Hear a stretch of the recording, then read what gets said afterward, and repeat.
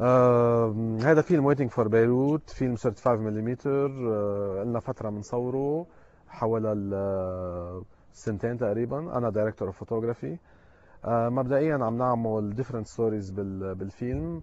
عم نعمل different moods. عندنا كذا سيت، عندنا exterior عندنا interior.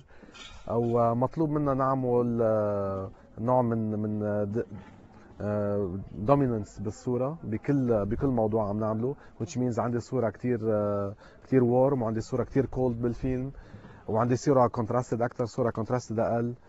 كلهم حسب المود تبع الكاركترز اللي عم نصورهم. الفيلم صعب نوعا ما بالكونتينيوتي تبعه، لانه تصوير له فتره، ومضطر نعمل شوتس كثير بعاد عن بعضهم بالوقت. نحن بلبنان يعني ما معودين نعمل كثير فيتشر فيلمز، وبالتالي خاصة نوع من الفلترنج للكاميرا لللابراتوري هن معودين بس يعملوا نيجاتيف أكثر من بوزيتيف.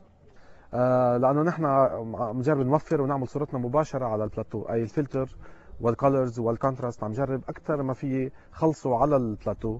الاكسبيرينس مع شادي بهذا الفيلم كثير ليتس سي اوريجينال، لانه الفيلم عم بيتطور as we go along. يعني بلشنا بشيء معين، لانجوج معين، طور لصار يمكن القصص اطول شوي، لصار في لينك اكثر بيناتهم. تقريبا بنتناقش بكل سين قبل ما نصورها، اذا بتفوت باللانجوج واذا بتفوت بموضوع الفيلم بالثيم تبع الفيلم.